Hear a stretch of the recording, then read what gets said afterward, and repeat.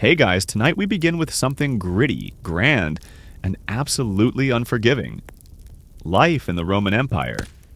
Not as a senator, not as an emperor, no golden laurel crown, no marble baths. Tonight you're not Julius Caesar, you're just you. Dropped unprepared into a world of sandals, sewage, and state-sponsored crucifixion. So, before you get comfortable, take a moment to like the video and subscribe, but only if you genuinely enjoy what I do here. And let me know in the comments where you're tuning in from and what time it is for you. It's always fascinating to see who's joining us from around the world.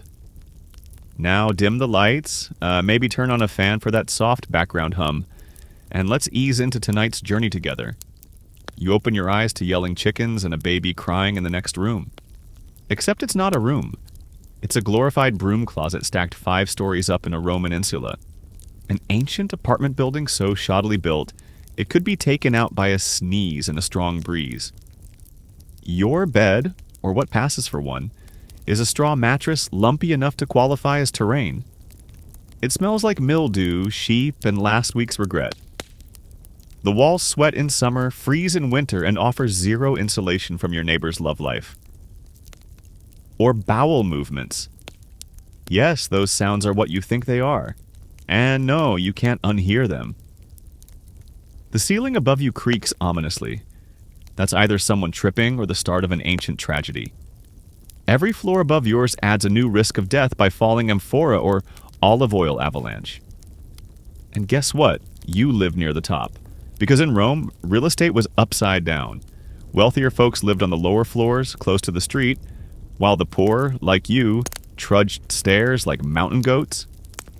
There's no window, just a small hole in the wall for airflow, enough to let in smoke, noise, and the occasional confused pigeon. You don't have a closet because closets haven't been invented. You have a tunic. One. You wear it to sleep. You wear it to work. You wear it to funerals and possibly your own if today goes sideways. There's no kitchen. Fire hazards, you see. A small cooking flame could turn your entire building into a clay oven of doom. So breakfast, lunch, and dinner? Not happening here.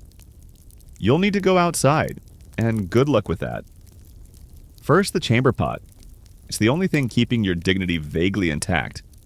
Except now, you're carrying it down several flights of terrifying stairs while dodging rats and hopeful thieves.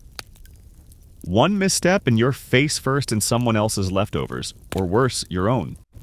There are no lights, just the morning sun slicing through alley shadows like a dagger made of reality. The stair rail is sticky. You don't ask why, you just hope you don't slip. Because in a city without health insurance or sympathy, a broken leg is basically a retirement plan. And not a good one. Outside it's already loud. Bread sellers shout prices. Donkeys scream existentially. Someone's arguing with a goat. The air smells like smoke, fish guts, and whatever died in the gutter last night and wasn't important enough to move. You shuffle forward into the chaos of the street, not because you want to, but because if you don't, someone will shove you into it anyway. That man yelling about figs? He's also selling eels. That woman beside him? She's bartering for used sandals. You? You're just trying to breathe without tasting the street. Historians still argue whether Rome's insulae were always this bad or just catastrophically worse in poorer districts. What they agree on is that building regulations were a joke and fires were frequent. Add that to your morning checklist. Don't burn alive. And yes, you're already sweating, not because it's hot, although it is, but because your body has decided stress and fear count as cardio. You've also likely inhaled a lovely mix of ash, dust, and the occasional lead flake from the city's plumbing. Yes, the Romans had pipes. They were proud of them. They were also made of lead, because ancient engineering was brilliant, and also trying to kill you slowly. Fun fact, Roman architects did their best, but even Augustus once banned wooden balconies due to the high chance of spontaneous death. The people still built them. People still fell off them. The empire did not care. Now you're outside on two tired feet, trying to find the nearest public latrine and maybe some food, in that order. Because remember, your life depends on whether you find a socially acceptable hole in the ground before your bladder gives out. You're not a noble. You're not a gladiator.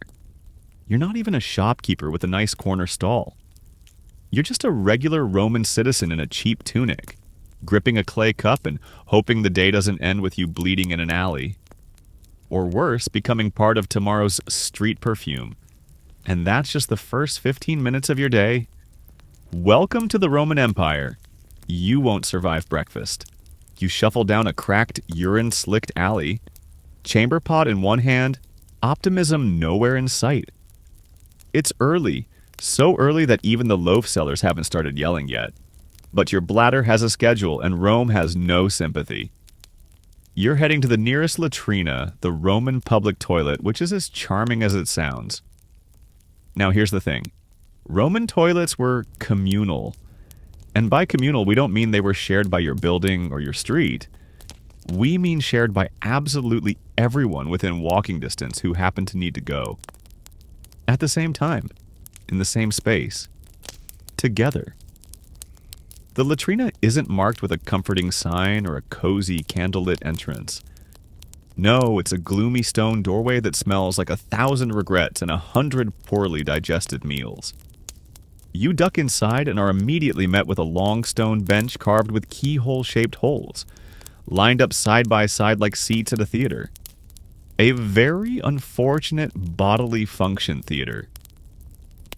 Beneath you, a channel of running water flows sluggishly, barely moving the mess of the morning's traffic. It's not plumbing in the modern sense, it's more like hoping gravity gets the job done. You take your seat, avoiding eye contact, which is nearly impossible because your fellow citizens are more than comfortable chatting mid-squat. A retired soldier to your left starts describing his hemorrhoids in detail. To your right, a baker discusses the rising cost of flour. Across from you, someone's eating olives and looking directly into your soul. Privacy is a fantasy. Doors don't exist. Partitions? Please. You sit on cold stone surrounded by the scent of vinegar, sweat, and faint desperation. There is no me time in a Roman bathroom. Everyone is here doing their business and inexplicably making plans for the Saturnalia festival. And now for the real treat, the tersorium. That's the Roman version of toilet paper, a communal sponge on a stick, kept in a bucket of water, sometimes vinegar, sometimes salt brine. The idea is you rinse it, wipe yourself, then return it to the bucket for the next person. In theory, it's hygienic. In practice, it's medieval Russian roulette for your backside. If you're smart, you brought your own rag. If you're wealthy, maybe some imported moss. But you're not either of those things. So you hold your breath, wince, and hope that sponge has one good day left in it. And may the gods help you if it doesn't. Historians still argue whether the tersorium was rinsed between uses or just dunked like a biscuit in communal despair. What's certain is that intestinal parasites were a national pastime, and the Roman sewer system, glorious as it was, struggled under the weight of so much optimism and not enough soap. Speaking of soap, there isn't any. You get up, your dignity limping behind you, and walk over to a basin. The water's lukewarm, cloudy, and looks like it's been touched by 1,000 hands today alone. Because it has. You dip your fingers in, swish half-heartedly, and try to convince yourself you're clean. You're not. Outside again, the city is waking up. You squint into the light, more exhausted than relieved. You've survived your first encounter with the Roman sanitation system and come out only slightly traumatized. Good job. No medal, but maybe a tetanus infection to remember it by.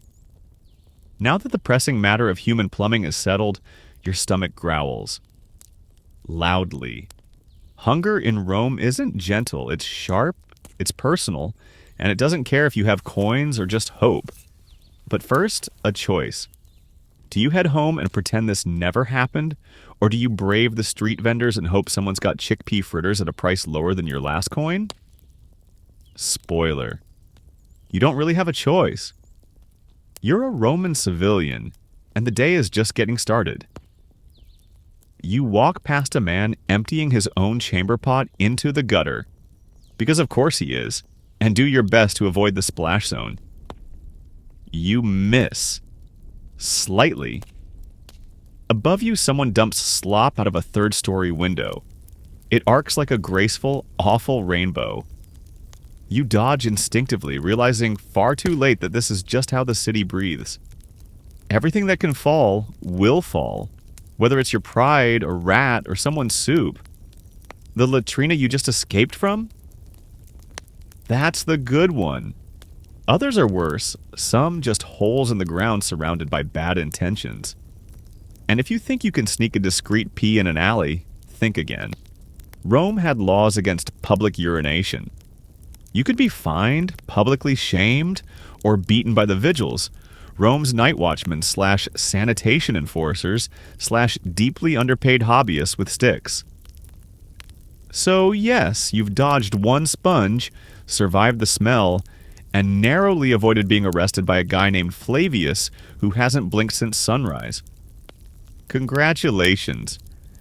You're now qualified to understand the Roman concept of hygiene. Share everything, clean nothing, and never trust a sponge on a stick. Your sandals squelch a little as you walk. No, don't ask why. And the city hums around you. Merchants open their stalls, kids yell.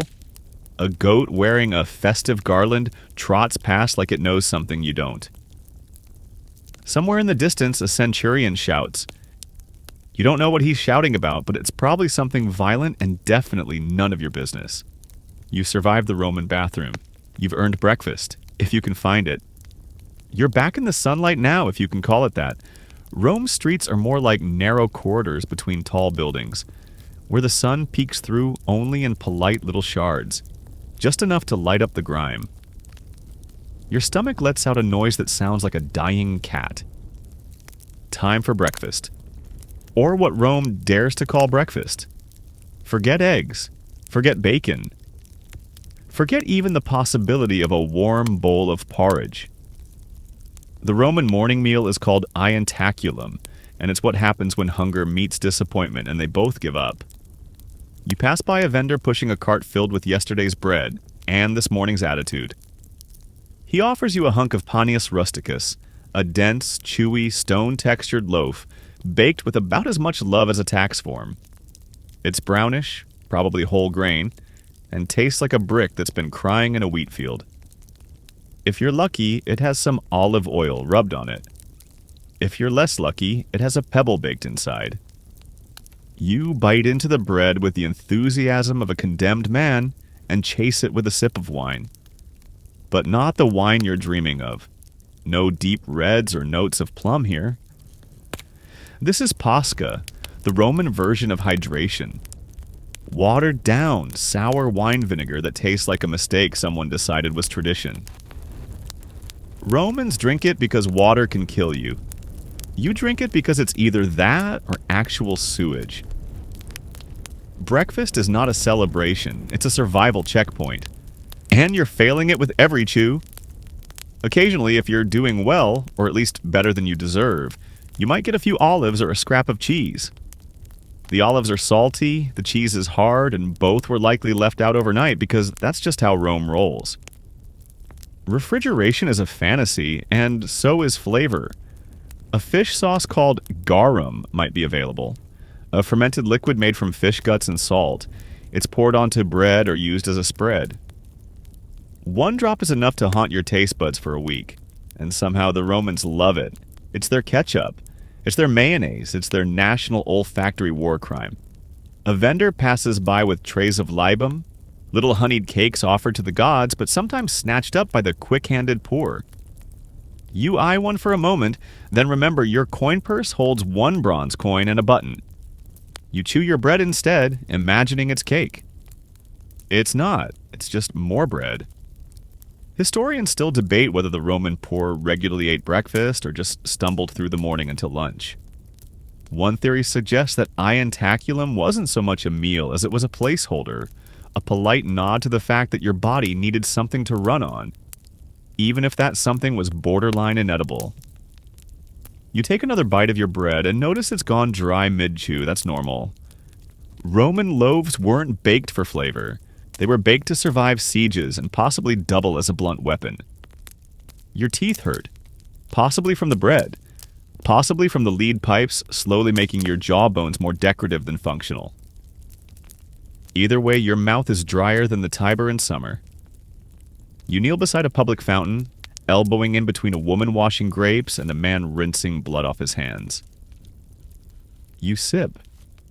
You hope the fountain water isn't from a pipe that also serves a nearby latrina. It probably is. You don't ask questions anymore. You don't have the energy. A child runs past, yelling about figs. A stray dog follows him, barking at nothing. Somewhere behind you, a man sneezes and it sounds wet. You don't look back. This is breakfast in Rome. You're not sitting at a mahogany table. You're squatting on a step, clutching a crust, drinking vinegar water, and praying you don't get hit by a runaway ox cart mid-bite. You remember how food used to mean warmth and comfort. Toast, maybe. A little fruit. Some hot tea. Here, food is a war of attrition, and your side is losing. Badly. Some mornings you get lucky. A vendor offers fried chickpea balls for half a coin. Crunchy on the outside, soft on the inside, they're the closest thing to joy you've tasted since arriving here. But not today. Today, your coin was spent on wine vinegar and your hope on bread. You nibble the final chunk, wondering whether it's the bread that's stale or just your soul. Then you notice something. Everyone's moving. Quickly. Traders yelling. Porters running. A group of workers gathering around a foreman holding a list. The city is coming alive with a kind of barely contained chaos, and it's calling your name. Not literally, but it might as well be. Because the next stop isn't rest, or second breakfast, or a quiet scroll by the baths. No, the next stop is work. You brush crumbs off your tunic, which does nothing, because your tunic is made of lint, old threads, and misplaced dreams. You take a breath. Rome's air is 15% smoke, 10% fog, and 75% whatever the man next to you is eating, and start walking. The workday waits for no one, especially not someone with sour wine on their breath and 3 hours of sleep in their eyes.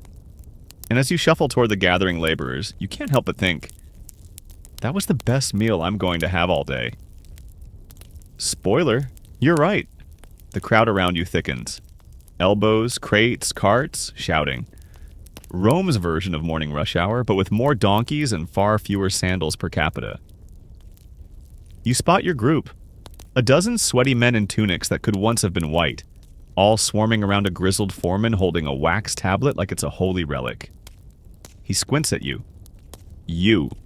Brick hauler, right? You nod, even if you weren't. Arguing means you don't work.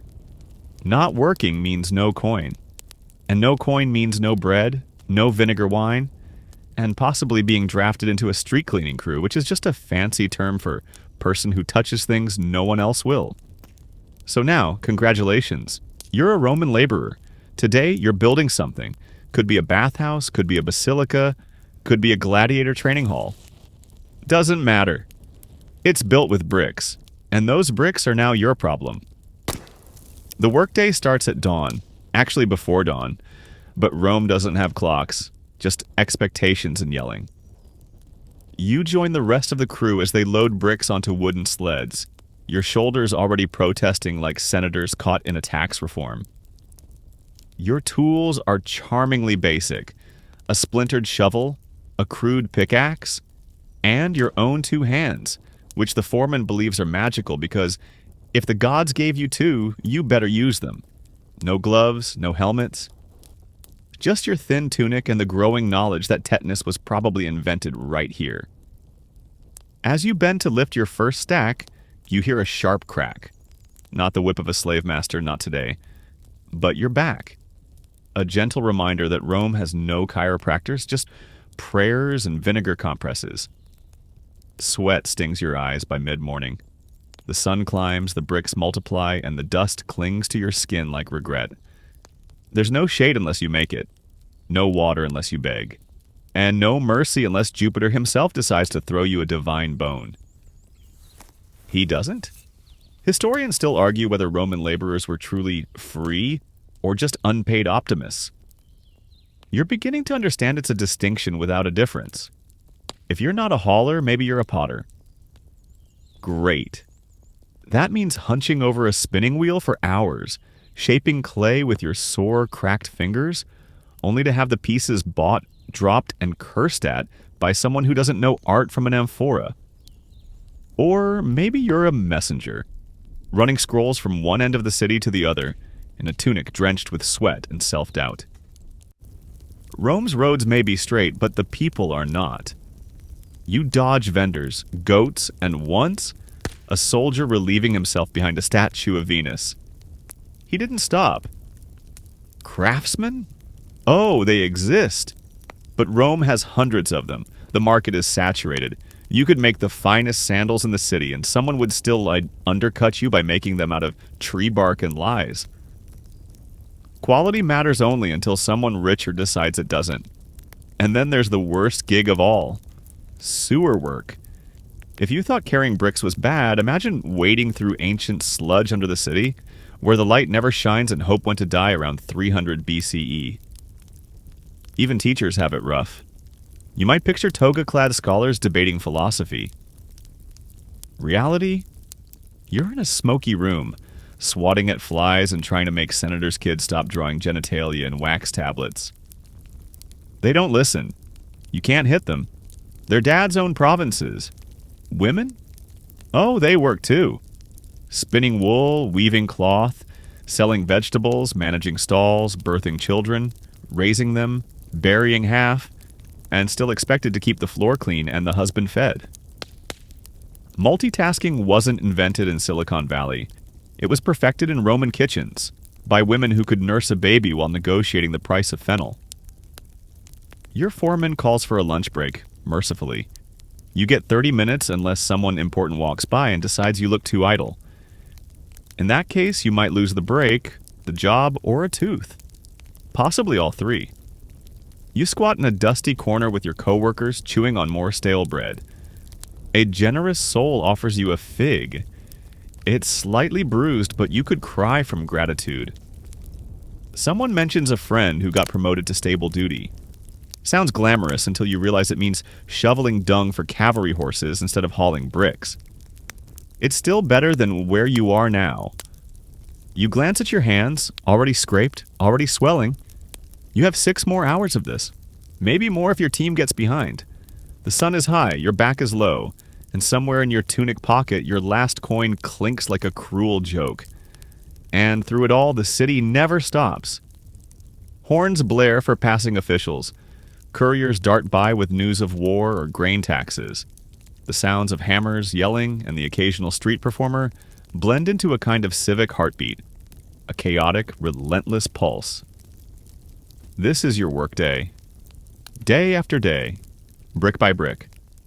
Sweat by unappreciated sweat. There's no workers' union, no safety net.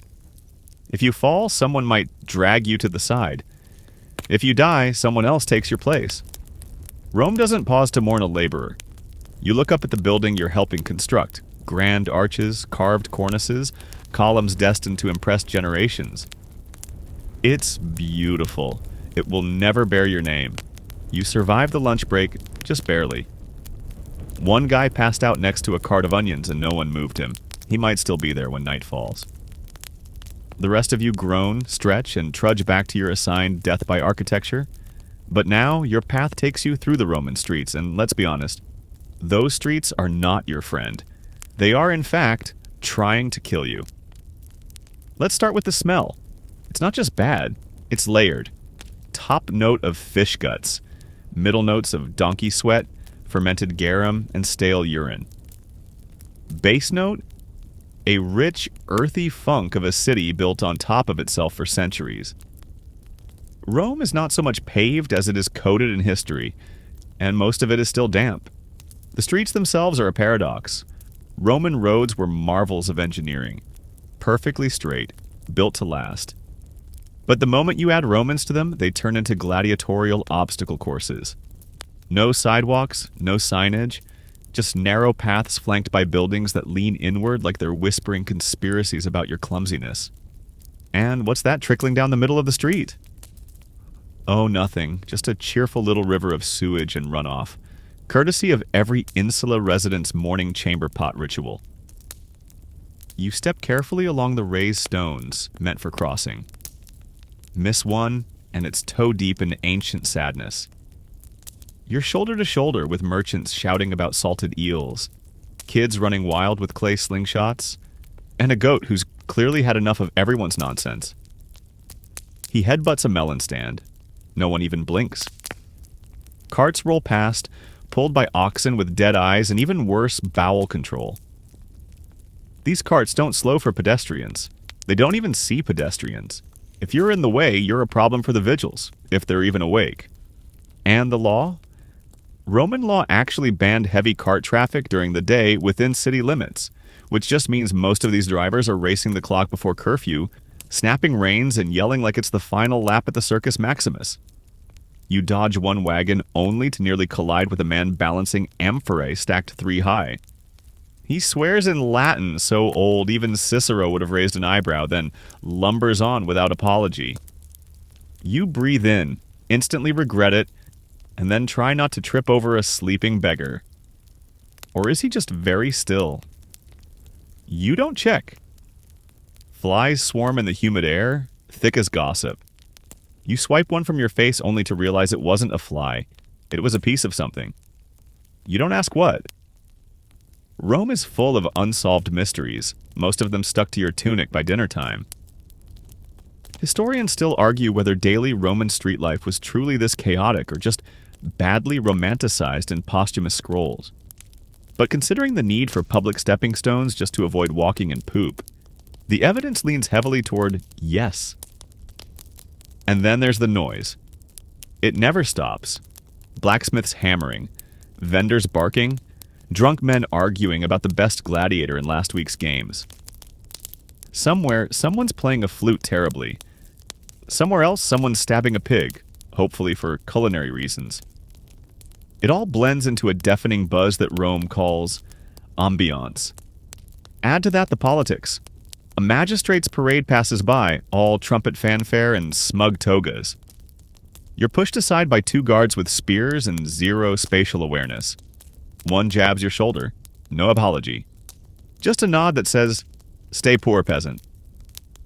You spot a crowd forming around a street performer. A man balancing on a barrel while juggling knives and quoting Virgil. You almost stop, tempted by the distraction, but a purse snatcher slips through the crowd and lifts a pouch before disappearing into the maze of alleys. You clutch your tunic's waist tighter and keep walking. One moment of wonder, and you're lighter by a week's wages. Then there are the dead things. Dead rats. Dead dogs. Possibly a dead man leaning too comfortably against a wall.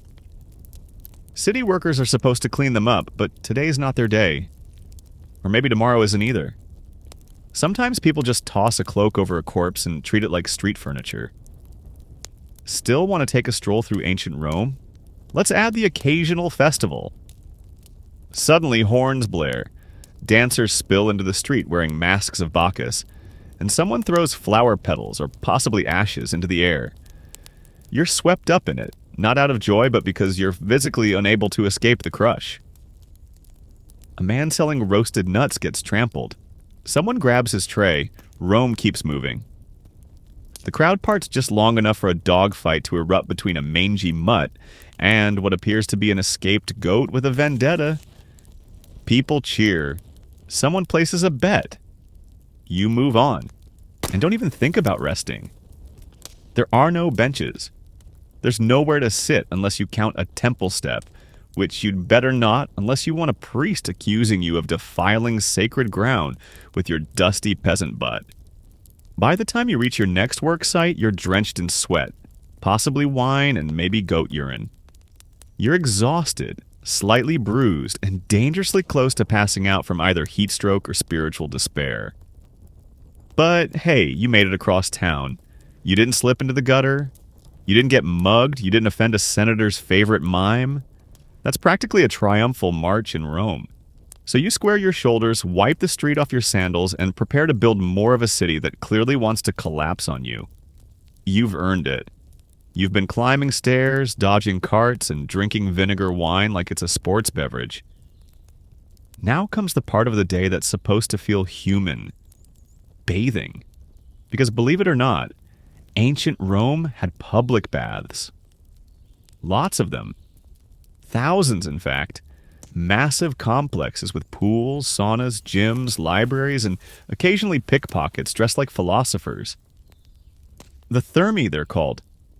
And everyone goes. Rich, poor, merchant, ex-gladiator with half an ear. You all strip down and stew together in humanity's greatest soup. You arrive at the bathhouse like a pilgrim at the edge of hope. Your tunic is crusted with dried sweat. Your armpits could qualify as a biological weapon. And your feet. Well, your feet have seen things. And now you're here, about to bathe like a Roman. Publicly, loudly, and with strangers who think modesty is for Etruscans. You step into the apoditerium, the changing room, where wooden shelves hold everyone's clothes in neat chaos. You undress, trying not to think too hard about where you're leaving your only tunic. There are no lockers. There's a guy watching over the clothes. He's 12, chewing on a reed, and absolutely going to let your stuff be stolen. Then into the bath complex itself, a labyrinth of marble echo chambers and warm, damp exhalations. The tepidarium welcomes you first. A warm room, not hot, not cold, just enough to start sweating without actually doing anything. The air smells of olive oil and ambition. You're meant to relax here. You don't. You're too busy wondering who else is staring and whether you're allowed to keep your sandals on. You're not. From there, it's the caldarium, the hot bath. This is where things get real. Steam chokes the air like soup that learned how to breathe. You lower yourself into the communal tub, flanked by men discussing the grain tax and whether Galba was really a better emperor than Nero. The water? Let's just say it's not exactly Evian. There's no filtration, no chlorine. It's heated by a hypocaust system under the floor. Basically a fire and some clever engineering. But once the water's in, it stays in. It's been through at least a dozen people today alone. Maybe more. And those people, they're shaving, scrubbing, oiling, arguing. One guy is clipping his toenails into the water. Another is cleaning his ears with a stick and doesn't care where the stick ends up. If you were hoping for a quiet soak, this is not your moment. The bath is a public arena of hygiene, gossip, and mild trauma. At least the temperature opens your pores, along with your regrets. Somewhere nearby, a man gets a massage. With oil and a strigil, a curved metal scraper used to peel sweat, dirt, and your will to live from your skin. You're handed one too. It's cold. You scrape. It hurts. You try again. Still hurts. But eventually there's less grime and slightly more dignity. Historians still debate whether Roman baths spread disease or cured it. On one hand, they were marvels of public health, open to all, promoting cleanliness. On the other hand, if you want to catch athlete's foot, pink eye, or a life-altering rash, this is your stage. One account from antiquity describes a bather who emerged smoother than a seal and just as slippery. No one ever says if he survived the week. Next, the frigidarium, the cold plunge. After the sweltering steam and social chaos of the hot bath, you step into the icy depths of the cold pool. Every muscle screams. Every pore slams shut. You let out a noise you didn't know you could make. Somewhere between a gasp and a curse in 3 dead languages. But you do feel cleaner. Sort of. Let's add the occasional festival. Suddenly, horns blare. Dancers spill into the street wearing masks of Bacchus, and someone throws flower petals or possibly ashes into the air. You're swept up in it, not out of joy, but because you're physically unable to escape the crush. A man selling roasted nuts gets trampled. Someone grabs his tray. Rome keeps moving. The crowd parts just long enough for a dogfight to erupt between a mangy mutt and what appears to be an escaped goat with a vendetta. People cheer. Someone places a bet. You move on. And don't even think about resting. There are no benches. There's nowhere to sit unless you count a temple step, which you'd better not, unless you want a priest accusing you of defiling sacred ground with your dusty peasant butt. By the time you reach your next work site, you're drenched in sweat, possibly wine and maybe goat urine. You're exhausted, slightly bruised, and dangerously close to passing out from either heat stroke or spiritual despair. But hey, you made it across town. You didn't slip into the gutter. You didn't get mugged. You didn't offend a senator's favorite mime. That's practically a triumphal march in Rome. So you square your shoulders, wipe the street off your sandals, and prepare to build more of a city that clearly wants to collapse on you. You've earned it. You've been climbing stairs, dodging carts, and drinking vinegar wine like it's a sports beverage. Now comes the part of the day that's supposed to feel human. Bathing. Because, believe it or not, ancient Rome had public baths. Lots of them. Thousands, in fact. Massive complexes with pools, saunas, gyms, libraries, and occasionally pickpockets dressed like philosophers. The Thermi, they're called. And everyone goes. Rich, poor, merchant, ex-gladiator with half an ear. You all strip down and stew together in humanity's greatest soup. You arrive at the bathhouse like a pilgrim at the edge of hope. Your tunic is crusted with dried sweat. Your armpits could qualify as a biological weapon. And your feet. Well, your feet have seen things. And now you're here, about to bathe like a Roman. Publicly, loudly, and with strangers who think modesty is for Etruscans. You step into the apoditirium, the changing room, where wooden shelves hold everyone's clothes in neat chaos. You undress, trying not to think too hard about where you're leaving your only tunic. There are no lockers. There's a guy watching over the clothes. He's 12, chewing on a reed, and absolutely going to let your stuff be stolen. Then into the bath complex itself, a labyrinth of marble echo chambers and warm, damp exhalations. The tepidarium welcomes you first, a warm room, not hot, not cold, just enough to start sweating without actually doing anything. The air smells of olive oil and ambition. You're meant to relax here. You don't. You're too busy wondering who else is staring and whether you're allowed to keep your sandals on. You're not. From there, it's the caldarium, the hot bath. This is where things get real. Steam chokes the air like soup that learned how to breathe. You lower yourself into the communal tub, flanked by men discussing the grain tax and whether Galba was really a better emperor than Nero. The water? Let's just say it's not exactly Evian. There's no filtration, no chlorine.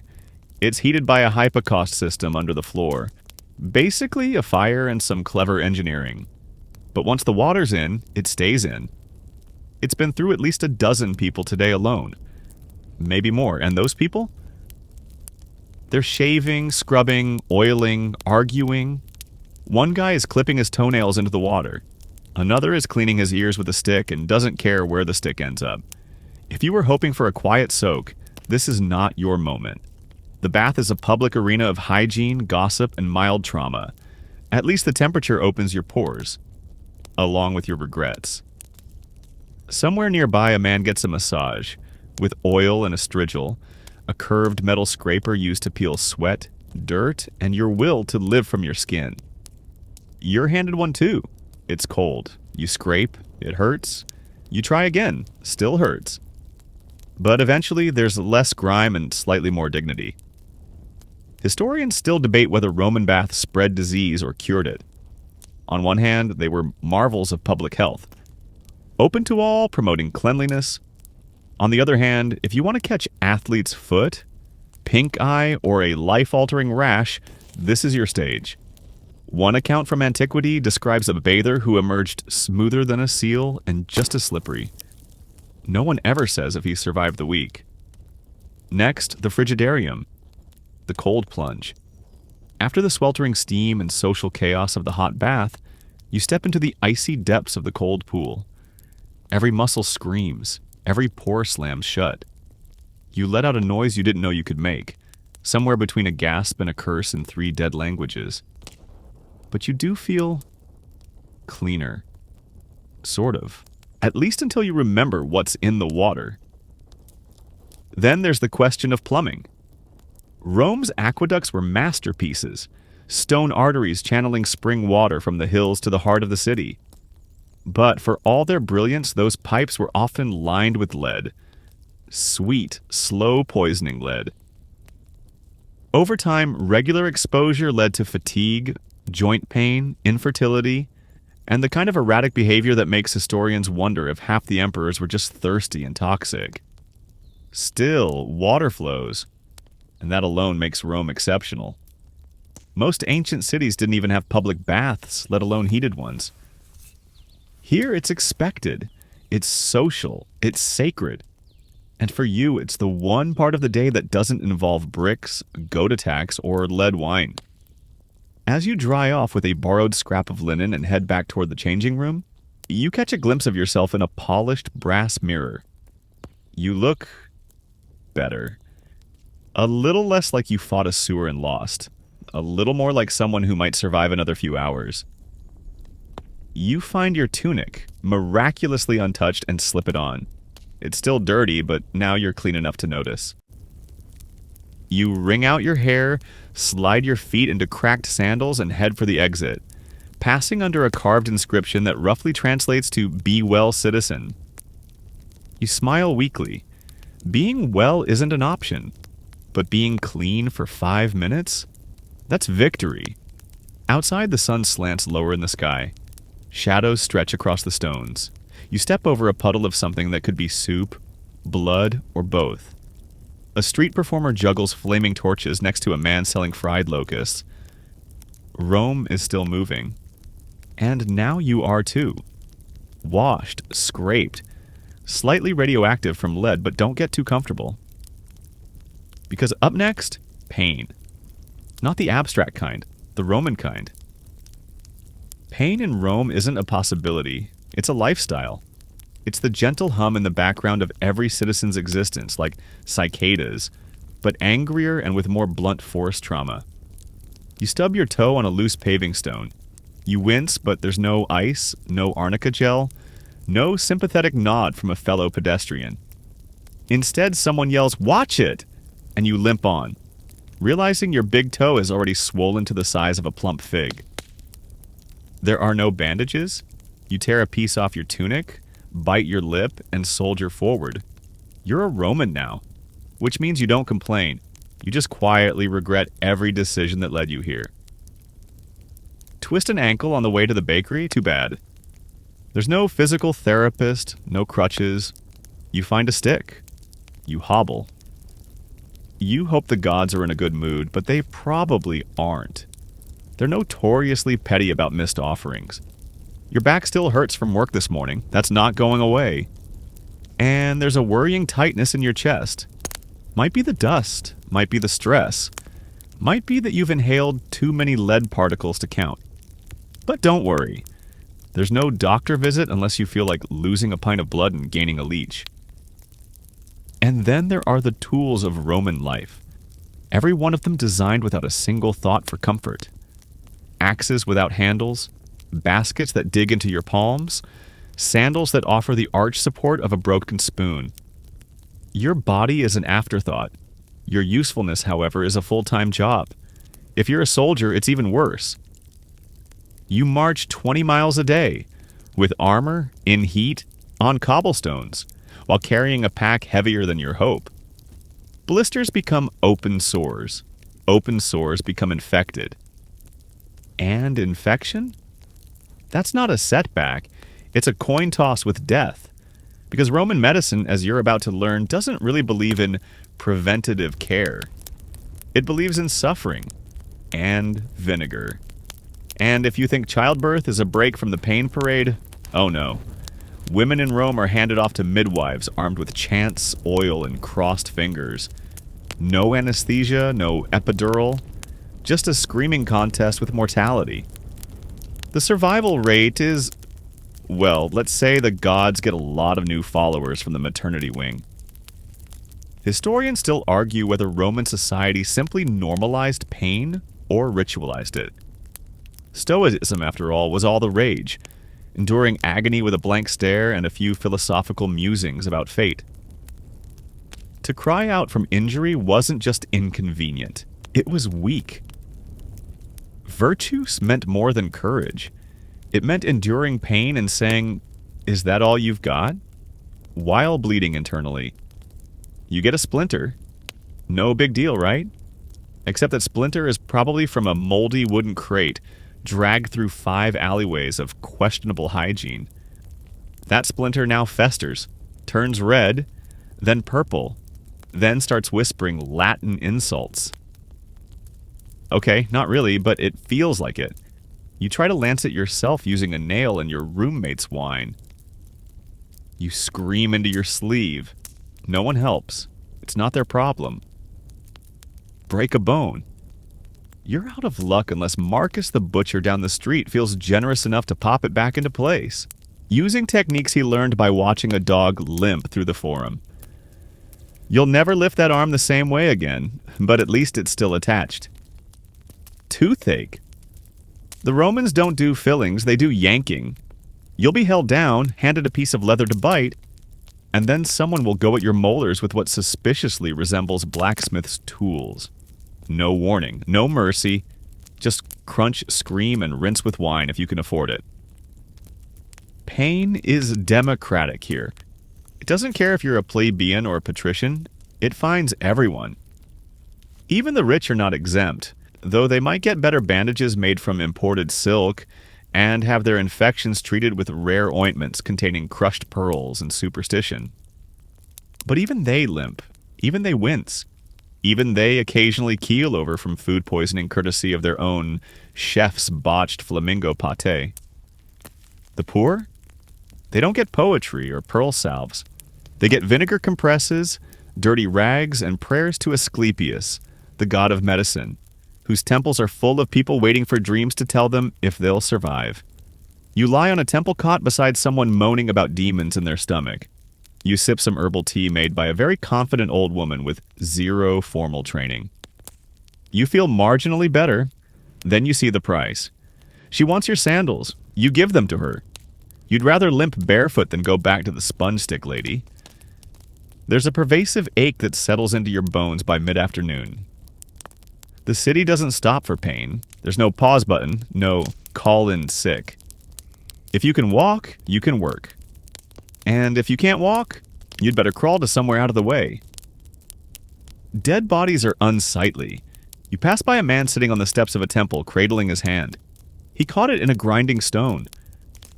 Half his fingers are gone. He's muttering a prayer. You look away because you're one bad slip from joining him. And there's only so much room on the stairs. Yet despite it all, despite the stubbed toes, the infected cuts, the bad knees, the mystery illnesses that come and go like ominous fog, life trudges forward. People laugh, they dance, they go to the arena to watch others suffer and think, well, at least it's not me today. You start to understand something about Rome. It's not that Romans didn't feel pain, they just didn't have time to respect it. It was background noise, like market vendors or the sound of sandals slapping stone. If you weren't in pain, you were either dead or about to be. So you grit your teeth, you flex your sore hands, you stand up straight even though your spine would rather fold into a question mark. And then you start walking. Because next, you're going to need a doctor. You didn't want to go to a Roman doctor. Nobody does. But here you are, nursing what might be an infected cut, a throbbing tooth, or possibly an advanced case of, I regret being born in this timeline. And now, with your dignity limping behind you, you push through the crowd toward the local medicus, Rome's charming approximation of a healthcare provider. The clinic isn't a clean white building with potted plants and polite receptionists. It's a dim stall tucked between a fishmonger and a scroll vendor. The sign out front? A painted eyeball and a leech. That's it. You walk in anyway. The man inside, possibly named Gaius, probably named Get Ready to Bleed, greets you with a nod and a smile that doesn't quite reach his eyes. He's wearing a blood-spattered tunic and appears to be boiling forceps in wine. You glance down. His last patient's sandals are still by the stool. That can't be a good sign. You explain your issue. He doesn't ask many questions. Instead, he mutters about humors. Ah, yes, the 4 humors. Roman medicine, inherited from the Greeks, runs on the theory that your body is governed by blood, phlegm, yellow bile, and black bile. If you're sick, it's not because you've been hauling bricks and breathing in street fog for 3 weeks. Number. It's because your bile balance is throwing a tantrum. So what's the treatment? Bloodletting. Obviously, he pulls out a knife. Not a scalpel, a knife. You try to back away, but it's too late. He insists this is just a small vein. You hold your breath. He slices. You yelp. Blood drips into a bowl shaped like an offering to the god of bad decisions. This is meant to rebalance your system. It's also the fastest way to pass out on an empty stomach. If you're lucky, he also has leeches. They're considered gentler. They suck the bad blood, the bad spirits, the bad vibes. They're also squirmy little nightmares that cling to your skin like sticky medical spaghetti. Bleeding isn't the only option. If you're coughing, he might try to feed you crushed snails mixed with honey. Toothache? Heated pepper seeds and ash stuffed into your mouth. Fever? Cold water and possibly a goat-related ritual. You don't ask. Historians still debate whether Roman doctors were healers or hopeful butchers. Some had genuine skill. They could set bones, perform amputations, even remove cataracts with horrifying accuracy. But without anesthetic, everything feels like a crime. Surgeries are done with bronze tools that look more suited for auto repair. You lie on a wooden bench, gripping it like a lifeline, while Gaius slices into your flesh with the confidence of someone who once read about anatomy on a wine-stained scroll. There's no anesthesia, you stay conscious. You scream into a rolled-up cloth while trying not to kick over the apothecary shelf. Sterilization? The idea hasn't been invented yet. If you're lucky, your wound gets rinsed in vinegar or wine. If not, they smear on a paste made of herbs, charcoal, and occasionally, no joke, goat dung. You think that's bad? Let's talk eye infections. Romans believed the cure involved applying powdered antimony to the eyelids. Basically, metallic dust. You'd better believe it stings. Combine that with the grit of the Roman wind, and you're crying for reasons that have nothing to do with philosophy. If you're rich, you might visit a doctor with a private practice. He'll wear nicer sandals and use silver instruments, but the diagnosis is probably the same. Your humors are being dramatic. Maybe he prescribes garlic. Maybe he recommends bathing in wine. Maybe he tells you to sacrifice a chicken. All equally scientific. Feeling depressed? They'll bleed you. Feeling angry? Bleed. Lonely? More bleeding. Some say it's the original Roman solution to everything. Broken leg? We can't fix that, but have you tried losing a pint of blood and lying down? There's one alternative. The Temple of Asclepius. You lie down inside, wait for a divine dream, and hope the gods whisper a cure. You may also be licked by a sacred dog. That's not metaphorical, it's actually part of the ritual. And if it doesn't work, well, maybe your dream had a hidden message. Or maybe Asclepius just doesn't like you. You ask for pain relief. You're handed a rag soaked in vinegar. Not to smell, just to bite down on while they cauterize your wound.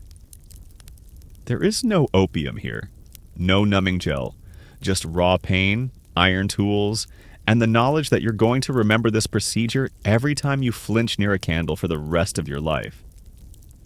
You survive somehow. Gaius pats you on the back and says you're good to go. You stand up. Your legs shake. Your vision swims. He recommends rest, then hands you a bill for 2 coins and a handful of herbs that smell like disappointment. You stumble outside, half healed, half horrified. The city continues as if nothing's happened. A street performer juggles chickens, a child throws a rock at a statue, a merchant yells about oysters that are definitely going bad. You lean against a column and sigh. Pain in Rome doesn't end with the injury. It evolves, it multiplies. It writes poems in your nervous system and tells them at parties.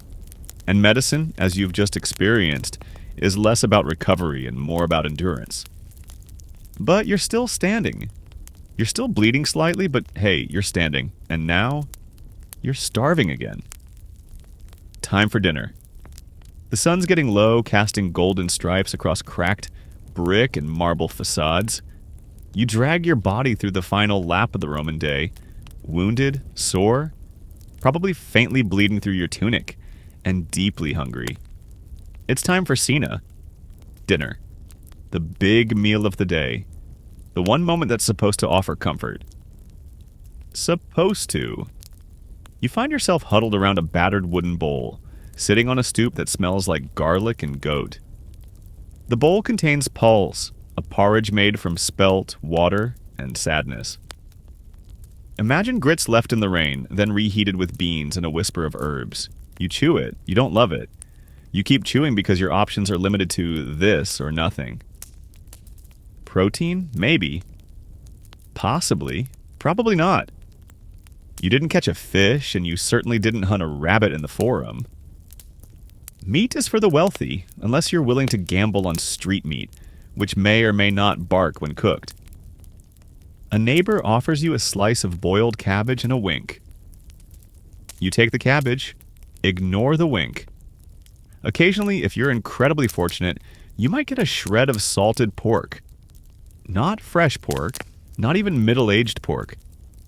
This is pork that's been salted, smoked, then left in a jar of garum until it achieves sentience. Speaking of garum, the Roman fermented fish sauce is here again, clinging to every dish like a cursed condiment. One spoonful of this briny liquid and your mouth feels like it's been sealed shut by Poseidon's wrath. Still, Romans love the stuff. They pour it on everything from bread to boiled lettuce to hard cheese that crumbles like broken dreams. Historians have tried for years to describe garum's taste. The most honest answer is, like licking a salted anchovy that's been left in the sun for 3 weeks, then blessed by a fishmonger mid-divorce. Your wine? Watered down, always. Drinking it straight is considered barbaric, so it's mixed with water of questionable origin and served lukewarm in a chipped cup. You sip it, it burns slightly, either from the alcohol or the trace metals in the water. Hard to say. Want fruit? There's half a fig. It's bruised but sweet, like hope. You savor it like dessert. There are no forks. You eat with fingers. Napkins? A shared cloth that's been passed down since the time of the Republic. You pretend your part of it is clean. You eat next to others, neighbors, family, strangers with nowhere else to go. There's a woman cradling her baby with one hand and scooping beans with the other. A man with one eye tells a joke that nobody laughs at, and someone else starts coughing with enough force to shake the floor. No one looks up. It's just dinner. And forget dessert. Unless it's a handful of dates or a smear of honey on an old cracker that's as brittle as your patience. Rome doesn't believe in indulgence for the common folk. That's for the villas on the Palatine Hill, where senators dine on exotic birds and flamingo tongues. Yes, flamingo tongues. Wealthy Romans considered this the height of sophistication. Other luxurious meals include boiled ostrich, roasted dormice stuffed with nuts and herbs, and occasionally jellyfish with vinegar. Because nothing says elite like gelatinous sea creature dressed for a party. Meanwhile, you're gnawing on chickpeas with a side of wilted arugula. You pretend it's a roasted peacock. It's not. And don't even get started on the bread again. It's back, still dry. Still chewing resistant. You wonder if you're eating food or building materials. But here's the strange part. Despite everything, despite the smell, the taste, the ever-present threat of internal revolt from your stomach, you feel full. Kind of, sort of. You've survived the day. You lean back against the stone wall. It's warm from the sun. For a fleeting moment, there's peace. A lull in the chaos. Then someone belches loudly. Someone else throws a chicken bone into the street. A child screams about a missing doll, and your neighbor drops their bowl on your foot. You try not to scream. Remember, Roman pain is meant to be suffered silently and poetically. You look around at the people beside you. They're tired, sore, poorly fed, but laughing. Joking about how the Garum was less horrifying than usual. Someone tells a story about slipping into the Tiber while chasing a goose. The group roars. In a city that bleeds ambition and sewage, dinner is where you catch your breath. Even if that breath smells faintly of pickled cabbage and regret. Historians still debate whether Roman dinner culture unified or stratified society. For the poor, it was necessity. For the rich, it was theater. Banquets with reclining couches, multiple courses, musicians and poets reciting odes to lampreys. But for most, it was survival wrapped in routine. You finish your meal with a final gulp of vinegar wine, stand up slowly and brush crumbs from your tunic. Your stomach doesn't exactly thank you, but it stops growling. The sun has dipped behind the rooftops. The city begins to shift again. You've bathed, you've eaten, you've suffered. Now it's time to relax. Which, in Rome, means you're going to watch someone die for sport. You follow the tide of people moving like ants with places to be and no personal space. The scent of sweat, dust, and roasted street meat trails behind you. The streets throb with anticipation. You know where they're going. Everyone knows. The Colosseum. A massive stone beast of an amphitheater that rises above the city like Rome's cologne-scented answer to Mount Olympus. It looms with pride, power, and a faint smell of blood-soaked sand. And you, exhausted, mildly injured and half-drunk on vinegar wine, are about to enter its belly. You pass under one of the 80 archways, each labeled for efficient crowd control. That's right, Rome built a traffic system for its death circus. You squeeze past a man selling lukewarm chestnuts and a woman hawking figurines of your favorite gladiator. His name is Flavius the Thighbreaker. You don't question it. Inside, the crowd roars. It's not polite applause. It's thunder. Eager, guttural, and somehow louder than reason. You're herded up stone steps into the general seating, also known as the nosebleeds, although no one calls it that because people here already have literal nosebleeds. From fights, from heat, from sneezing in the wrong direction. The rich sit below, close to the arena floor, reclining in togas with goblets of wine and the kind of smugness only inherited land can provide. You sit on a stone bench crammed between a baker and a man who smells like wet bronze and bad decisions. Everyone's yelling. Everyone's excited. The games begin. First, it's animals. Lions, boars, bears. Sometimes elephants if the emperor's in a generous mood. They're released from underground cages with a clatter of gates and a puff of dust. A few unlucky prisoners or specially trained venatores try to survive the encounter they rarely do. You watch a lion take down a man with one swipe. The crowd cheers, the lion bows, or maybe it just yawns. Either way, it's a star. Then come the executions. Not discreet, not quiet. These are midday intermissions featuring condemned criminals reenacting famous myths, except with real fire, real knives, and no understudies. A man dressed as Icarus gets too close to the sun and is pushed off a tower. A woman plays Andromeda and gets nearly eaten by a crocodile. The myth isn't even Roman. No one cares. You feel your stomach turn, but also, you can't look away. That's the trick of the arena. It horrifies you, but it also grabs you by the collar and whispers, "Don't blink." Next, the main event. Two gladiators enter, one heavily armored with a massive shield and short sword, Secutor. The other lighter, quicker, armed with a trident and a net, Retiarius. The classic matchup. Brute force versus speed and precision. They circle. They strike. They bleed. There's no soundtrack, but the clash of metal, the chants of the crowd, and the occasional moan make up the score. The Retiarius tries to entangle his opponent's legs with the net. Misses. The Secutor lunges. A cut. Blood splashes the sand. People cheer. The man next to you throws a chicken bone in excitement. This goes on for minutes or eternity, it's hard to tell. And then the Retiarius slips, hits the ground, and the Secutor raises his sword. Now comes the moment of mercy. Or not. The Emperor, or whoever's in the big seat today, holds the power. He looks at the crowd. Some chant kill, others raise their thumbs. Let's clarify, the whole thumbs up, thumbs down thing? It's murky. Historians still argue whether thumbs down meant death or mercy. Either way, it's not unanimous. The crowd yells, the ruler decides. This time, thumbs flat, then turned. Downward. The Secutor plunges his sword. The body twitches, then stills. You swallow hard, not because of guilt, but because someone's screaming next to your ear. They just won a bet. If you're not into combat, you might try the theater. Rome's theaters are slightly less bloody and slightly more confusing.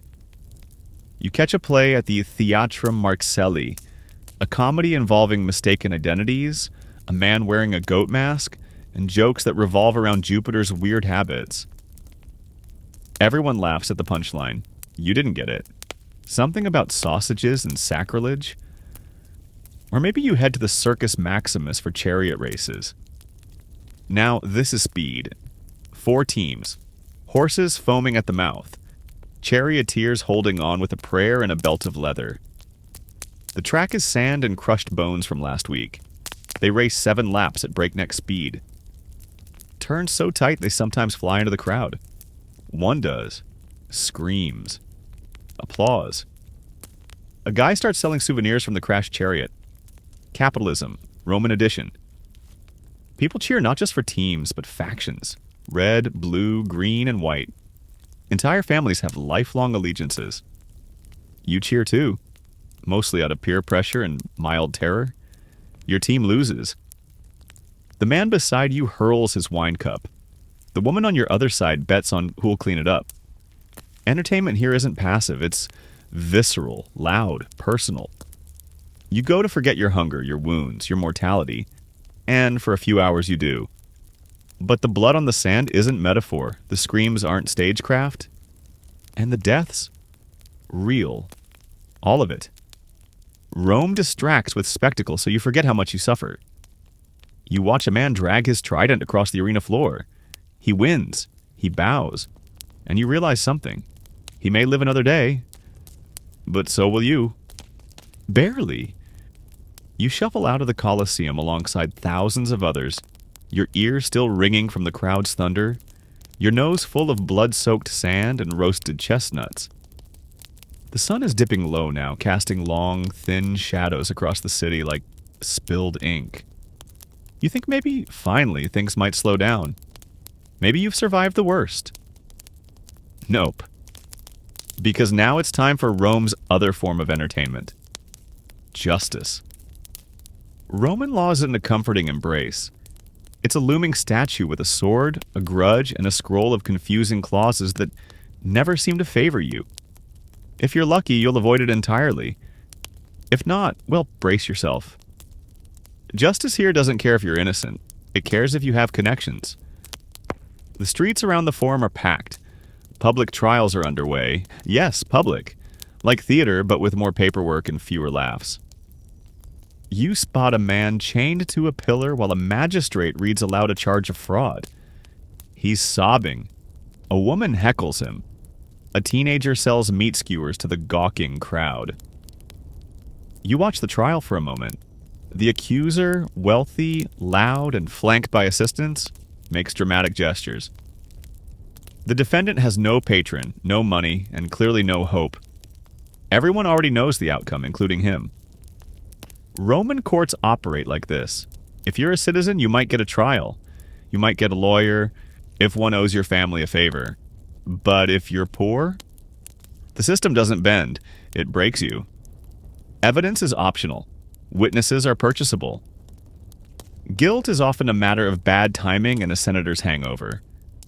The judges, called praetors, don't wear robes. They wear smug expressions and tunics that smell of incense and politics. They're not above bribes. In fact, they count on them. And if you're a non-citizen, good luck. Trials are rare. Punishments are swift, often permanent. Let's say you're accused of stealing a loaf of bread. Maybe you did.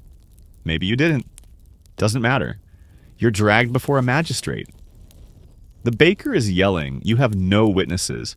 You raise your hands and explain your side, but the toga wearer across from you sighs, waves his hand, and you're sentenced to a public flogging.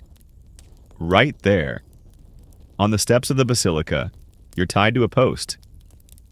A lictor steps forward. He's holding rods bundled together. A fasces.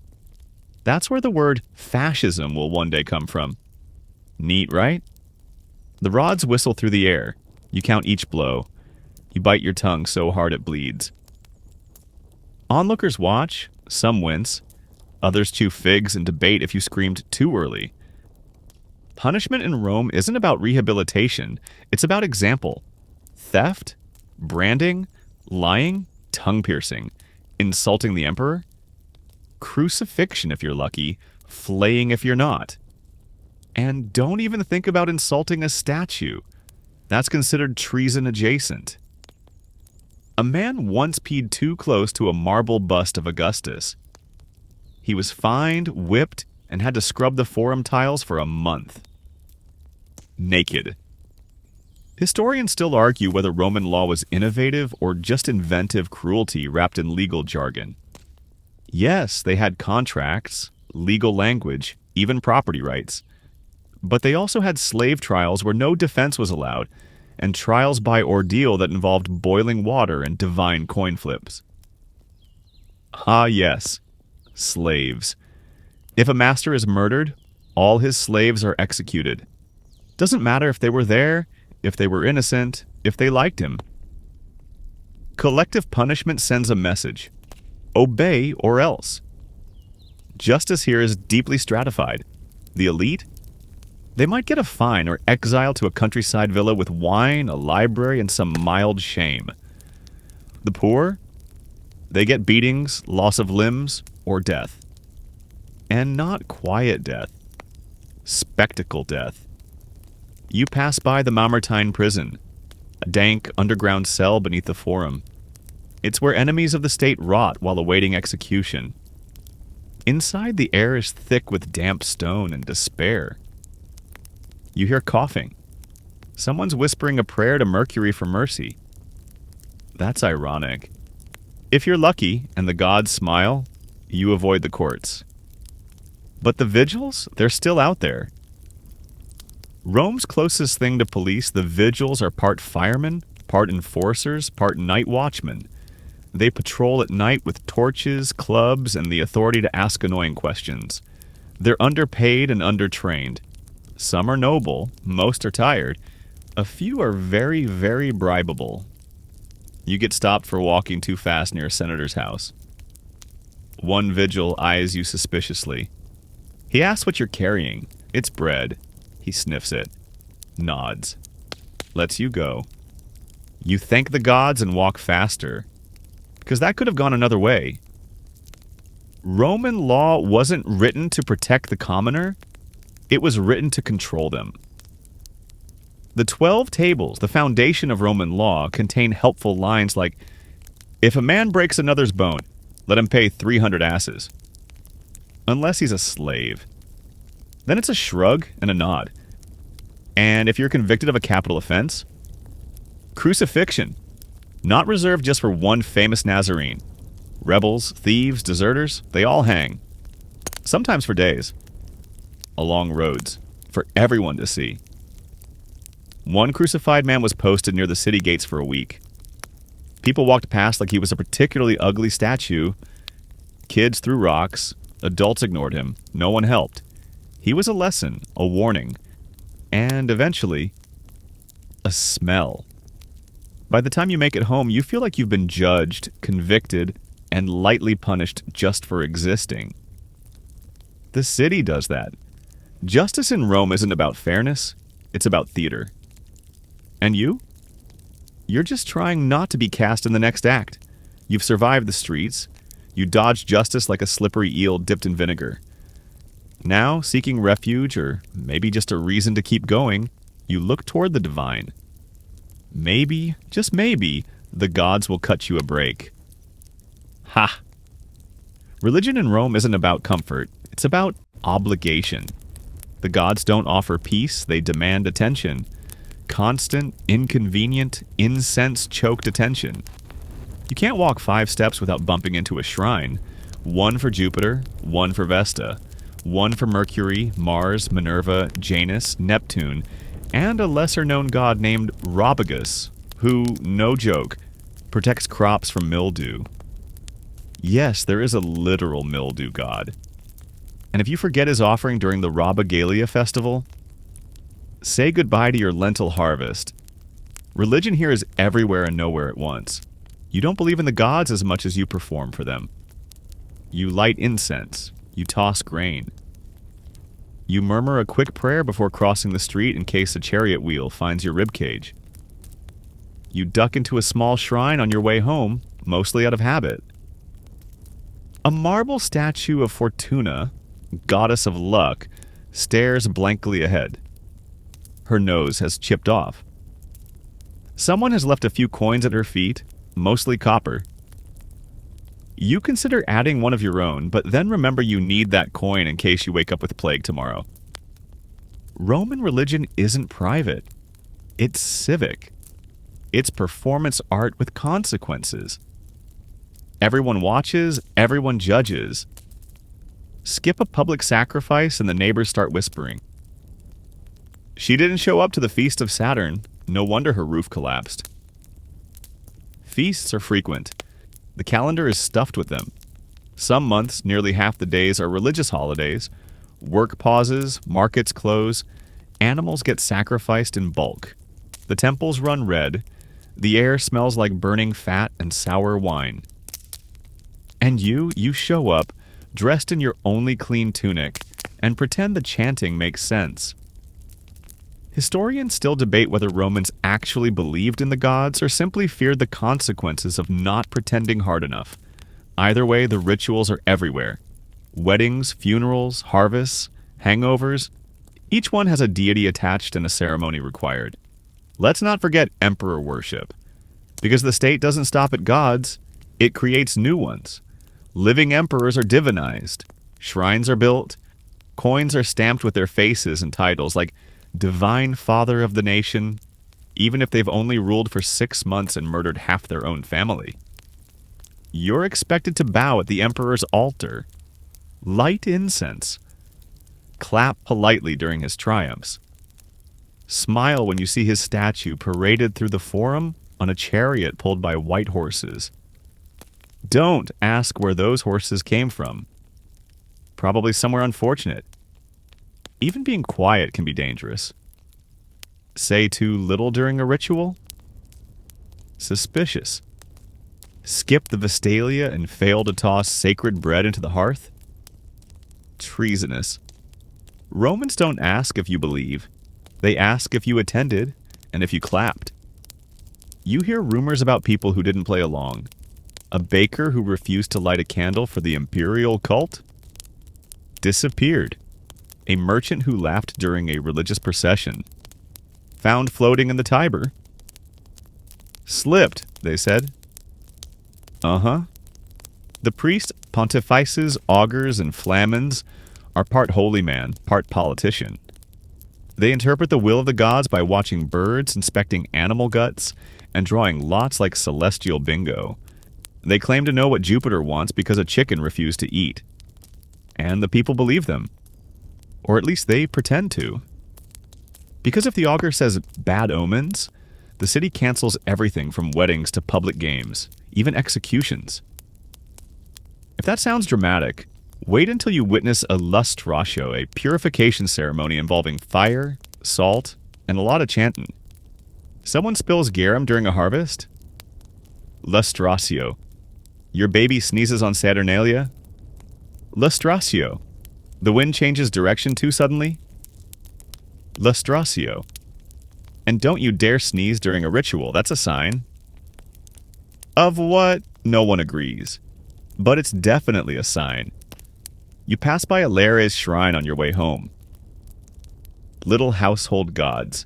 They sit on corners and watch silently. You're supposed to feed them a drop of wine, a bit of bread. You forgot last week. You whisper an apology and hope they're in a forgiving mood. Because these gods, they don't forgive so much as wait. And if you think you can opt out, join a foreign cult, maybe find a little spiritual peace? Think again. Rome tolerates a lot, but not everything. Unapproved religions, those with secret rites, foreign chants, too many women or too little wine, are treated as suspect. Some are banned, others are persecuted. Mystery cults like those of Isis or Mithras operate in shadows. Followers gather in dark rooms, speak in coded language, and hope no one reports them. Even Christianity, barely a rumor in this era, is already causing concern. One God, Romans scoff. What if he's out sick? So here you are, sweaty, hungry, devout by necessity, bowing to gods you're not entirely sure exist. Because not bowing might end with your house struck by lightning, or your neighbor's house. And then they'll blame you. And then the legal system will get involved again. And we both know how that goes. Religion in Rome is a dance. Miss a step, and the gods don't drip. You do. You've bowed to the gods, murmured polite prayers, and dodged divine lightning for one more day. But now a different force looms, just as powerful, far more judgmental, and significantly better dressed. Roman society. If Roman religion is a maze of rituals and appeasement, Roman social life is a trap-filled obstacle course covered in olive oil, guarded by gossip, and built on a foundation of fragile ego and finely polished sandals. Welcome to the Roman hierarchy. You're a plebeian, a free citizen, but still playing life on hard mode. Above you? The equities, wealthy merchants and businessmen. Above them? The patricians, nobility who never touch their own sandals and think sweating is for peasants and statues of Hercules. And at the top? The senators, those rarefied elites with purple-striped togas, massive estates, and opinions about everything, including how loudly you're chewing. And then there are the freedmen, former slaves who've clawed their way up the ladder, now stuck awkwardly between the once property club and the owns property club. Below them, slaves? Below slaves? Absolutely no one. That's the bottom. Don't look too long or you might fall in. Want to climb the ladder? You'll need a patron, a man of influence who'll support you in exchange for eternal gratitude, constant flattery, and occasional personal errands that range from fetch this scroll to carry my wife's litter across the forum while she critiques your posture. This daily ritual is called the salutatio. Here's how it works. At dawn, you put on your best tunic, red your least bloodstained one, and line up outside your patron's domus. So does everyone else. Dozens of clients like you, holding little gifts, sweating into sandals, hoping for a moment of favor. When your turn comes, you step forward, greet him with a smile you don't mean, and praise his new haircut, his poetry, or his mildly talented nephew. If the gods are kind and your compliment lands, he hands you a sportula, a small basket containing coins, food, or possibly disappointment. If he's in a good mood, he lets you walk with him to the forum. You nod enthusiastically while he delivers monologues about grain prices and how today's slaves just don't have discipline. You laugh when appropriate. You stay 3 steps behind. You pretend this is an honor. Historians still argue whether the patron-client system was functional networking or glorified feudalism in a toga. Either way, it's your lifeline. Without a patron, you're invisible. With one, you're still replaceable, but at least you get stale bread with your irrelevance. Now, let's say you have ambition. Dangerous. Rome doesn't like ambition from the wrong kind of people. Want to start a business? Better have friends in the equities. Want to run for office? Good luck unless your uncle's a consul and your family crest doesn't feature livestock. And don't even think about marrying up. Roman marriage isn't about love. It's about status, alliances, and who owns the more impressive mosaic floor. A senator's daughter isn't marrying a potter. She's marrying a general with 3 villas and the emotional availability of a marble bust. Still, you try to fit in. You keep your tunic clean, your speech formal, your gestures refined. You drop names, you attend banquets. You pretend to understand Latin poetry, nodding at metaphors about bees and fate. You go to dinner parties where the appetizers are larks' tongues and everyone talks about philosophy like it's a contact sport. You laugh too loudly at a joke about Cicero. You use the wrong form of salve. The hostess frowns. You will not be invited back. Social climbing here is not a ladder. It's a greased pole wrapped in scandal and watched by 30 senators with daggers and very sensitive reputations. You rise too fast? People talk. People whisper. And in Rome, whispers are sharper than swords. Say the wrong thing at a banquet and you're out. Back to the streets. Back to the crowd that waits outside the baths hoping someone drops a coin. Even your clothes can betray you. Too fine and you're mocked for pretending. Too shabby and you're pitied or ignored. Your tunic must be just worn enough to show humility. Just clean enough to suggest effort.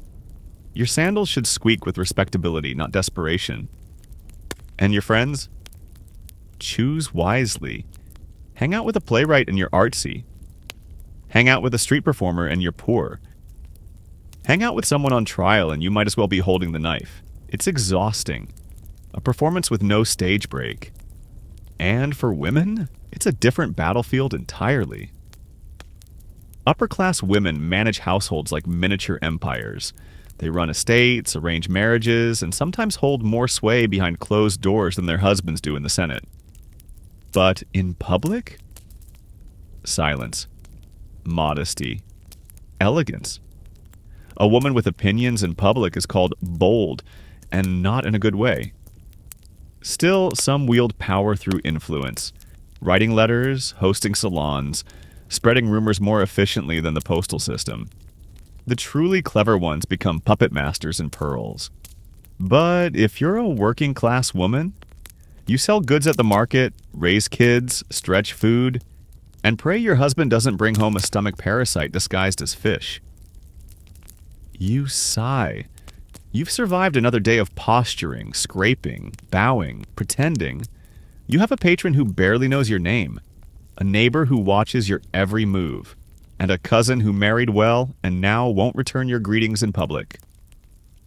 You stare at the night sky, wondering if somewhere in this vast empire, someone lives free of all this. Probably not, because in Rome, status is oxygen, and you're still gasping. You wake up earlier than usual, not because of roosters or neighbors yelling about stolen sandals, but because today you're not just surviving Rome. You're going to school, not you exactly, but the child you borrowed from a neighbor for the day. His name is Marcus. He's 7. He has one tooth missing, sandals too big for his feet, and an unfortunate tendency to kick things when confused. Which is often. Marcus is a Roman citizen, male, born free. That means he's allowed, maybe even expected, to get an education. Not because the state provides it. Rome doesn't do public schooling. Education is a private luxury like marble floors or olives that aren't moldy. You walk him to school. It's not a building. It's a shaded corner in the Tabernine near the Forum, beneath a portico that smells faintly of cheese and public urination. There's no sign, no desks, just wooden stools and a teacher with a stick. A ludus literarius, a basic school where kids learn letters, numbers, and how not to cry when slapped. Marcus joins 10 other boys seated on stones. No girls. Girls learn at home if they learn at all. Reading if they're lucky. Spinning wool, definitely. Obedience, always. The teacher is called a literator, which sounds noble until you realize he makes less money than the man selling moldy chickpeas across the street. He teaches not because he's revered, but because it's the only job that pays less than being unemployed. His name is Spurius. He has 3 teeth, a lazy eye, and a voice like wet gravel. He greets the boys with a scowl and a whack of the rod on the stone floor. It echoes. Everyone sits straighter. "Let's review," he growls. "What is the letter for bona fortuna?" a boy mumbles. "F." Spurius narrows his eyes. "You want to be a mule driver, Calvus?" Whack. Marcus turns to you and whispers, "That's the wrong letter. He's just mad about the weather." Welcome to Roman education, where the stick is mightier than the scroll. They learn the alphabet first, carved onto wax tablets with wooden styluses. There's no paper. Papyrus is expensive. Mistakes aren't erased. They're scraped out and learned again with bruises. You can tell which kids are smarter. They have fewer welts. Reading is next. They chant together. Loud, flat, rhythmic Latin. Like monks with sinus infections. It's the same phrases over and over. Marcus sees the girl. The dog chases the slave. The Senate meets. Over. And over. And over. And writing? It's not creative, it's copying. You don't invent stories in Rome. You memorize better ones. Homer, Virgil, Ennius. You regurgitate what wiser men wrote, and you do it with good spelling or a bad back. By the time they're 10, the boys who show promise, or whose parents can afford it, advance to the grammaticus, a real teacher, more expensive, more dangerous. Here they dive into literature, poetry, and Greek. Always Greek.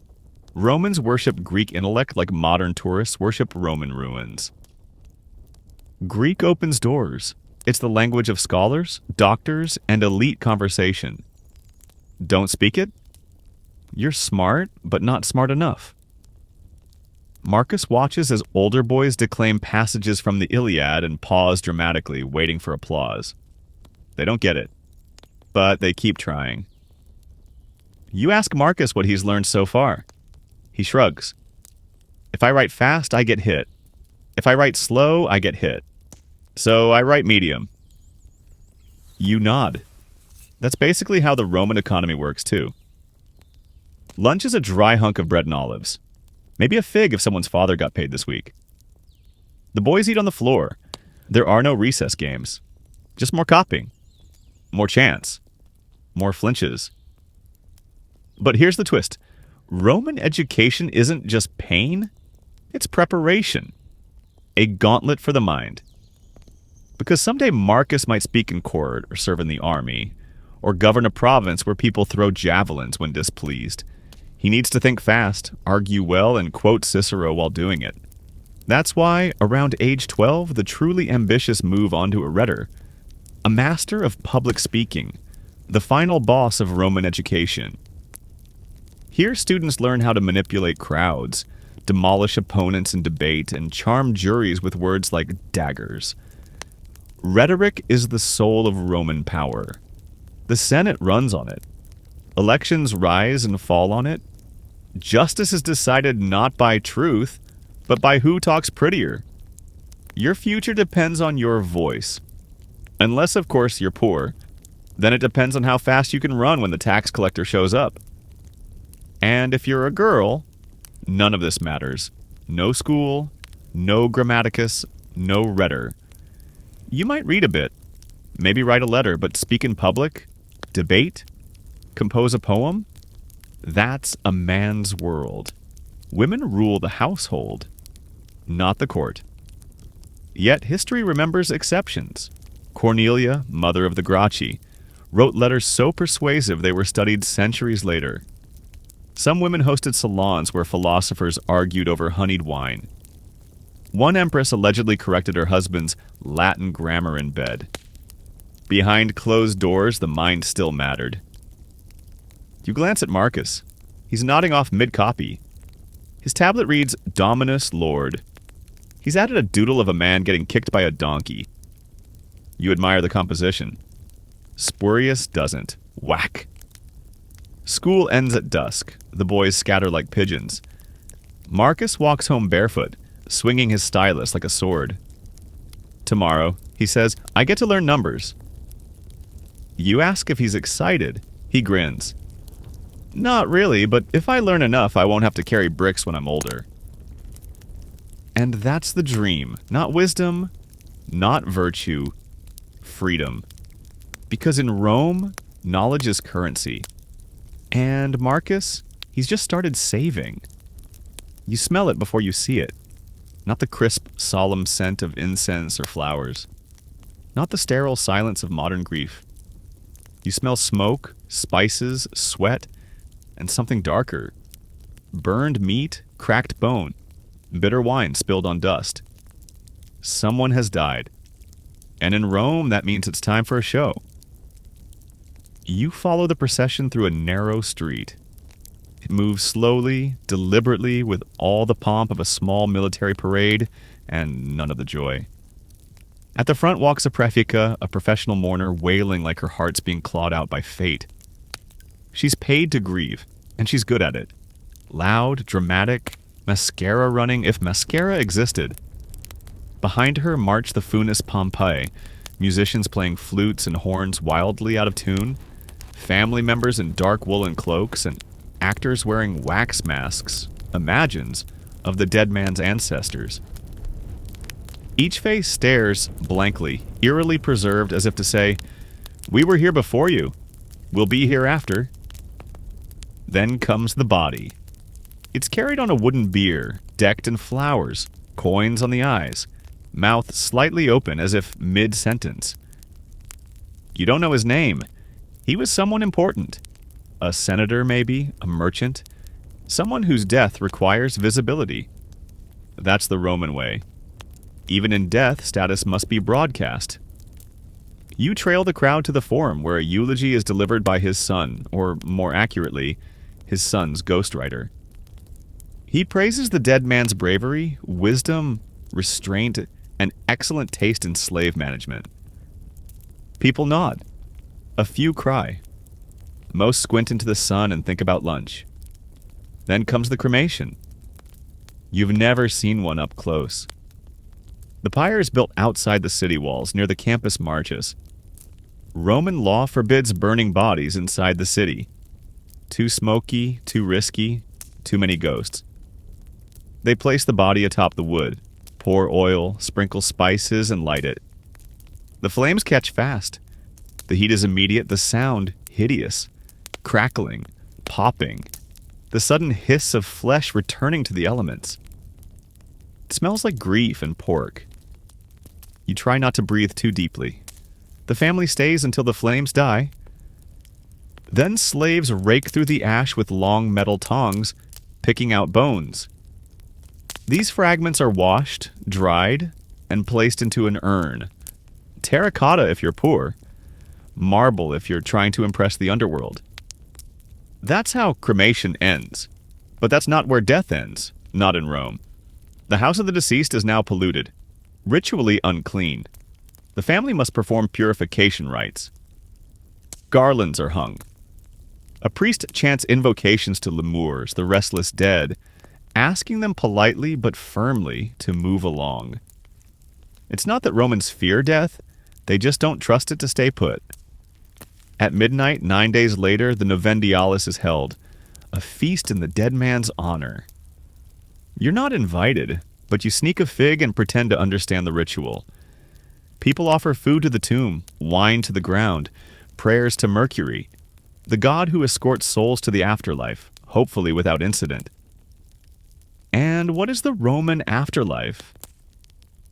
It's complicated. The dead go to the underworld, a shadowy realm beneath the earth ruled by Pluto and his wife Proserpina, who was famously kidnapped and now splits time between death and gardening. The river Styx separates the living from the dead. You cross it by paying Charon, the boatman, with a coin, usually placed under the tongue of the corpse. No coin? You wander the banks for eternity, a broke ghost with no ferry and a lot of regrets. Hell? Not quite. Rome's afterlife isn't punishment-focused. It's class-based. If you lived well, you enter the fields of Elysium, a kind of eternal countryside with decent weather and no taxes. If you were wicked, you're tossed into Tartarus, a place of endless torment featuring fire, chains, and ex-consuls who interrupted too many public speeches. But most people? They just become shades. Thin, wispy souls that linger in silence, peeking in on the living through dreams, omens, and the occasional suspicious breeze. Romans respected the dead, but they didn't trust them. That's why they celebrated the Parentalia each February. A week of visiting tombs, feeding the spirits, and whispering things like, "Please don't haunt me, Grandpa." And if a ghost did show up, you performed a Lemuria. Walk barefoot through your home at midnight. Wash your hands, spit black beans over your shoulder. Chant 9 times, "With these beans I redeem me and mine." Don't look back. Never look back. Even death needs etiquette. Not everyone gets a nice funeral. The poor are dumped in mass graves, potaculi pits filled with the unclaimed dead. No ceremony, no urn, no afterlife most likely. The state doesn't bother with rituals when the deceased couldn't afford dinner. Slaves? Their bodies are handled by their masters. Maybe burned. Maybe buried. Maybe not. There's no law preventing a master from tossing a dead slave into the Tiber. It's frowned upon, but not punished.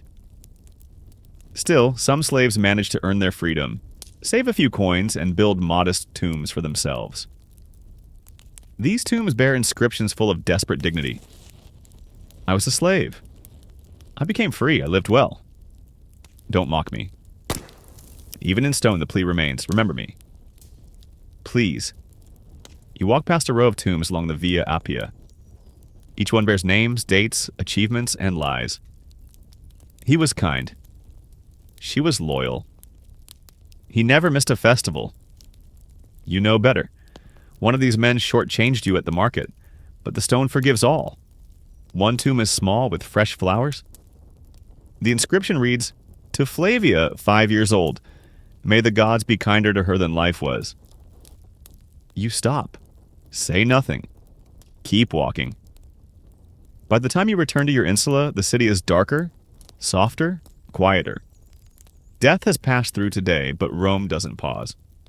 It folds grief into ritual, loss into marble, memory into myth. You sit on your cot and wonder what your own epitaph would say. Probably, he survived Rome. Most days. Maybe that's enough, because in a city that builds temples for gods and sewers for men, you take what eternity you can get. You climb to the rooftop slowly. Each step creaks beneath you. Not from structural weakness, though that's possible, but from the weight of the day pressing down on your bones. You've lived it all. The heat, the hunger, the humiliation, the spectacle, the prayer, the survival. Now you seek altitude. Above Rome, above the shouting neighbors, the smoldering braziers, the bad wine, the good lies. The nagging smell of boiled cabbage that somehow haunts every district of the city. You push open the trap door, step out into the breeze, and for the first time all day, you breathe without bracing. The rooftop is quiet, flat, uneven, edged with crumbling tiles. Someone left a clay jar of water near the wall. It's warm but clean. You sip, then sit with your back against the ledge. And you look. The city is a breathing organism, vast, complex, both magnificent and miserable. It glows in places. Oil lamps in windows, torches outside taverns, braziers in courtyards where a few drunk men laugh like gladiators who've forgotten the blade. The aqueducts stand like stone veins in the distance, feeding the city's thirst drop by drop. The temples loom, serene and impassive, the gods within full and fat from offerings. The forum is still echoing, even now as whispers cling to marble and monuments. The Colosseum stands darker, its violence now a memory etched into shadow. You hear chariots clatter far off, dogs bark. A flute plays somewhere, half a tune before fading into silence. This is Rome at rest, and yet, it never really rests. Below you, someone is making bread for morning markets. Another is stitching a tunic by candlelight. A family bathes their children in a wooden tub that once held fish. Someone, somewhere, is giving birth. And someone else is dying. The city shifts, exhales, resets. Rome isn't just marble and laws. It's not senators and temples and military triumphs. It's the boy who sells roasted nuts for a single copper. The woman who knows exactly when the fishmonger cheats. The old man who sweeps the shrine steps before the priests arrive. The widow who whispers to her lairs. The beggar who calls out jokes in 3 languages and makes you laugh every time. They are Rome. You are Rome. And no historian, no triumphal arch, no scroll preserved in volcanic ash will ever capture that. You remember everything now. The day you were nearly trampled by a senator's entourage because you dared walk too loudly near his bathhouse. The time you lit incense for a god you don't believe in because your roof was leaking and your patience was not infinite. The moment you saw a lion rip open a man's chest and still managed to finish your barley stew 10 minutes later. You remember laughing too hard at a tavern joke about Jupiter's beard. You remember the first time you saw the sea. You remember your brother stealing figs and blaming the wind. You remember missing someone deeply without knowing why. Rome teaches you to forget comfort, but it also teaches you how to keep going without it. Somewhere in the distance, a watchtower bell chimes. It marks the hour, but also warns of smoke rising beyond the Subura. You watch it coil into the sky. Another fire. Another night when someone loses everything they ever owned, including their grip on hope. But in the morning, they'll sweep the ashes. They'll trade a prayer to Vulcan for a new start. They'll laugh again, cook again, love again. Rome doesn't allow grief to linger. Not because it's cruel, because there's no time. You lie back, stare up at the stars. There aren't many. You can barely see them past the oil smoke and rooftop laundry. But they're there. The same stars Caesar saw.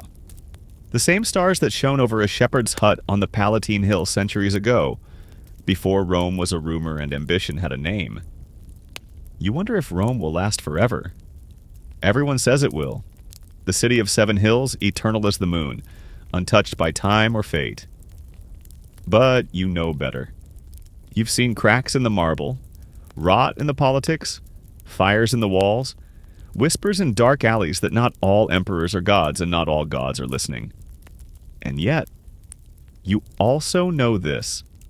Rome will outlast you. And maybe that's the point. Tomorrow, the city will rise again. The baker will shout. The senator will sneer. The baths will flood. The forum will fill. The streets will pulse like arteries, delivering bodies, rumors, and stray chickens to wherever they need to be. And you'll wake up in your little room, tie your sandals, drink your vinegary wine, Say your polite prayers. Step into the world like a soldier going to war, not with sword, but with persistence. You'll argue with a merchant. You'll laugh at something stupid. You'll bleed a little somewhere. You'll dream a little even if it's only about finding a better roof. And when night comes, you'll climb the stairs again. You'll look out at this impossible, unstoppable, exhausting city, and you'll smile. Because for one more day, you were Roman. And that against all odds is enough.